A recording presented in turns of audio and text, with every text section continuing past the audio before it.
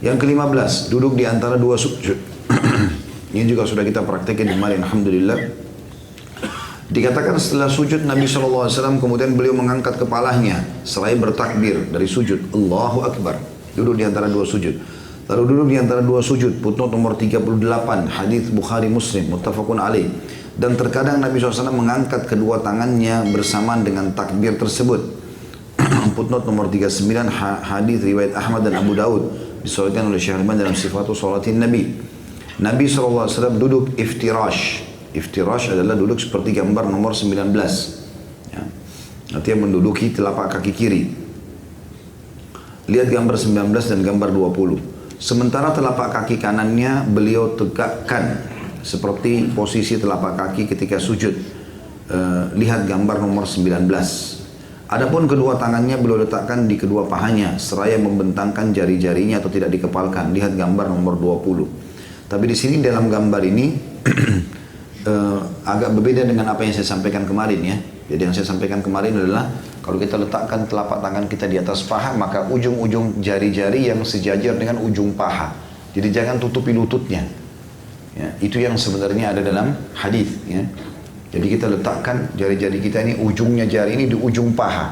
Pas di bawah jari kita ini lutut di sini. Ya. Jadi jangan ditutupi lututnya. Karena di gambar ini saya lihat kesannya lutut tertutup. Ya. Sebenarnya kalau dalam hadis itu ya tidak tertutup lututnya. Makanya kita pada saat meletakkan mau tahiyat pun ini kita letakkan ini di ujung lutut, di ujung paha. Ini pun begitu. Pada saat kita menggenggamnya untuk buat tahiyat, maka ini ada di ujung paha. Jadi, seperti itulah. Terkadang Nabi SAW duduk ik'a, ya. Itu footnote nomor 40 hadis riwayat Muslim, yakni dengan menegakkan kedua tumit dan punggung kedua telapak kaki. Lalu beliau duduk di atas kedua tumit tersebut. Lihat gambar nomor 21. Kadang-kadang Nabi duduk begini juga. Ada gambar situ dilihatkan ya. Tidak diriwayatkan dari Nabi SAW bahwasanya beliau berisyarat dengan telunjuknya ketika duduk ini. Padahal bisa saja Nabi SAW melakukan sekali atau dua kali jika memang itu dibolehkan. Maksudnya duduk di antara dua sujud. Kita cuma duduk ini di antara dua sujud ya, bukan duduk tahiyat. Boleh dua pilihan, iftirash atau ik'a yang seperti ini.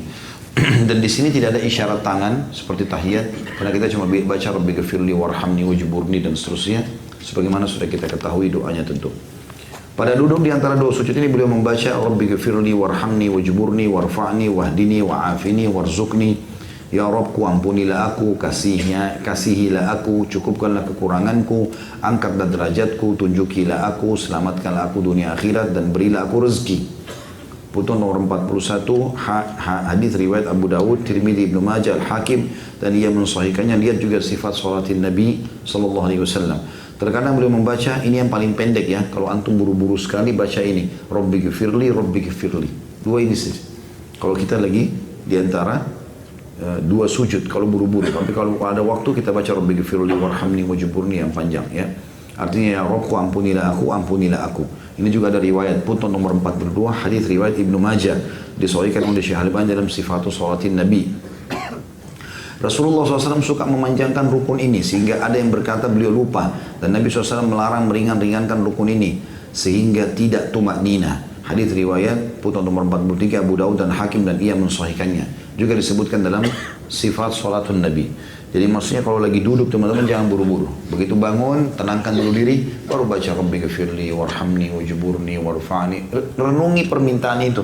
Karena kita lagi memohon sama Allah ini. Dan lihat artinya teman-teman. Rabbku, ampunilah aku, kasihinilah aku, cukupkanlah kekuranganku, angkatlah derajatku, tunjukilah aku, selamatkan aku dunia akhirat, berikan aku rezeki. Nikmati kalimat itu.